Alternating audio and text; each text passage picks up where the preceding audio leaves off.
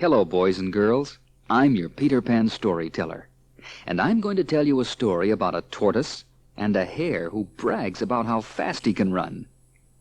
Now, you can follow the story along with me. Just read each word as I say it, and turn the pages when you hear this sound. Let's begin now on page 1 with the title of our story, The Tortoise and the Hare. This is the story of the tortoise and the hare. The hare? Yeah, the hare. The tortoise and the hare.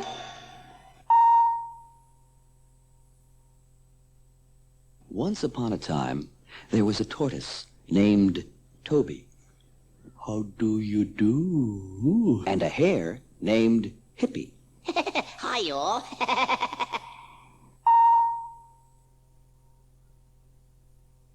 One day, Toby the tortoise was plodding slowly along through the meadow when Hippie the hare came bounding up.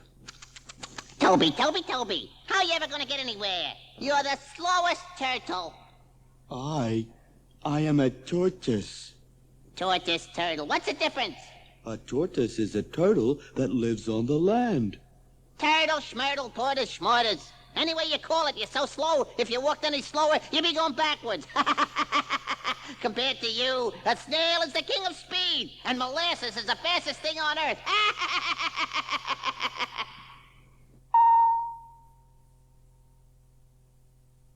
That's how it was, every time these two met. But this time, it was more than the tortoise could bear. And right in front of all the animals, he said, Since my good friend Hippie the hare, that oversized rabbit with the undersized brain, is indubitably my superior in speed, he will not be afraid to accept my challenge to a race.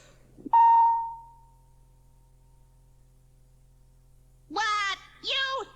Challenge me? A tortoise challenge a hare? You must be kidding. I can run cycles around you. Do you or do you not accept my challenge? Of course I accept. Then let us proceed with the race.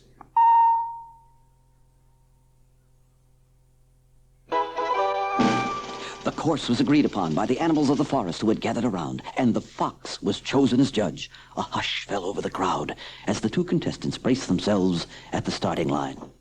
On your mark, get set, go!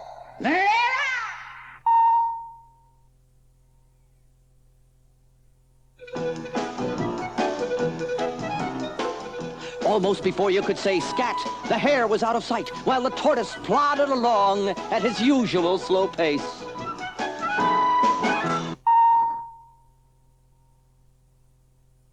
Look at that! I've lost him! That stupid tortoise is so far behind he'll never catch up with me. I'll stop and wait for him.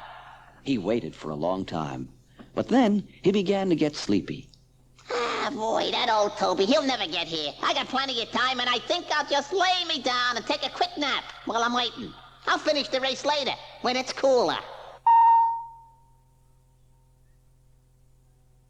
What's the use of hurrying your whole life through? What's the use of worrying about things you gotta do? There's lots of time tomorrow to get things done. Oh, what's the use of worrying when you can snooze in the sun?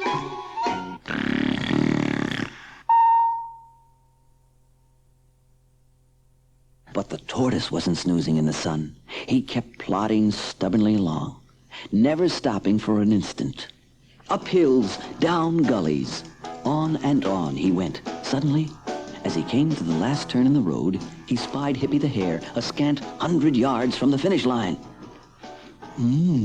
Sound asleep. He looks so peaceful. I shan't even disturb him. I'll just keep right on going.